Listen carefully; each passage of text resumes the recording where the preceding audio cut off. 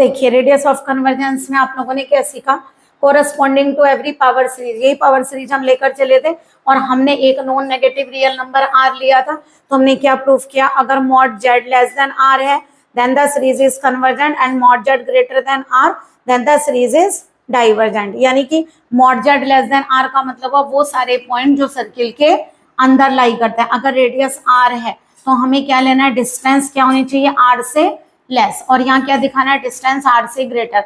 तो डिस्टेंस अगर आर से कम है तो इसका मतलब पॉइंट्स सर्किल के अंदर लाई करेंगे, और अगर आप लोगों का mod z greater than r है then points lies outside the circle, है ना।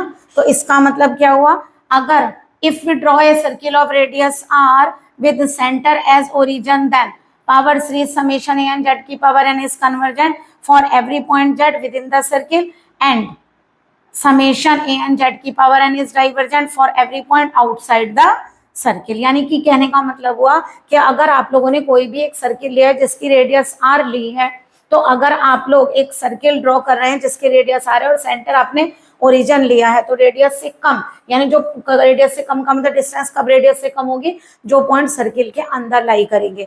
तो यानी कि उनके लिए हम क्या लेकर चलेंगे, जो आपकी सीरीज होगी वो कन्वर्जेंट होगी एंड आउटसाइड द सर्किल जो पॉइंट्स होंगे उनके लिए सीरीज हमारी डाइवर्जेंट होगी। तो हमने क्या कहा, इस तरह के सर्किल को then such a circle is called a circle of convergence and its radius R is called radius of curvature, radius of convergence of the power series. यानी कि क्या हुआ, ये जो हमने सर्किल लिया है इसको हम बोलते हैं सर्किल ऑफ कन्वर्जेंस एंड जो हम रेडियस लेकर चले हैं उसको हम बोलते हैं radius of convergence of the power series summation A and Z की पावर एन। तो देखिए इसमें हमें 3 पॉइंट्स कंसीडर करने हैं। देखिए 3 पॉसिबिलिटीज हम आप लोगों को बता रहे हैं। First possibility, r is equal to 0, in this case series is convergent only when z equal to 0।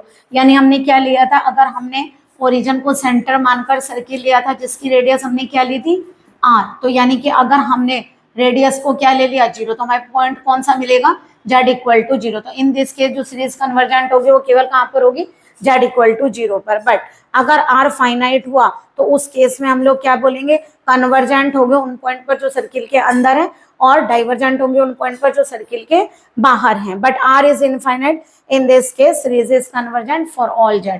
यानी अगर r की वैल्यू को इनफाइनाइट लेंगे तो हमारी सीरीज हर पॉइंट पर कन्वर्जेंट होगी। तो आप लोग ध्यान रखेंगे, अगर आप लोगों को रेडियस ऑफ कन्वर्जेंस का फॉर्मूला बताना हो तो आप लोग क्या यूज करके चलेंगे, अभी हमने प्रूफ भी किया 1/r equal to limit n tending to infinity mod an की पावर 1/n। आपको याद होगा हमने फॉर्मूले में आप लोगों को कोचेज रूट टेस्ट और रेशो टेस्ट बताया था, तो यानी कि यही चीज आप लोगों की किसके इक्वल एक तरीके से थी, यानी कि या तो इस सीरीज को देखकर आप कन्वर्जेंट डाइवर्जेंट बता सकते हैं कोचेज रूट टेस्ट से, या फिर आप रेशो टेस्ट से बता सकते हैं। 1/r का एक और फॉर्मूला होता है limit n tending to infinity mod of an plus 1/an। तो अगर आप लोगों को रेडियस ऑफ कन्वर्जेंस फाइंड करना हो, जहां पर भी आप लोगों को रेडियस ऑफ कन्वर्जेंस फाइंड करना होगा, आप ये दोनों फॉर्मूले अप्लाई कर सकते हैं।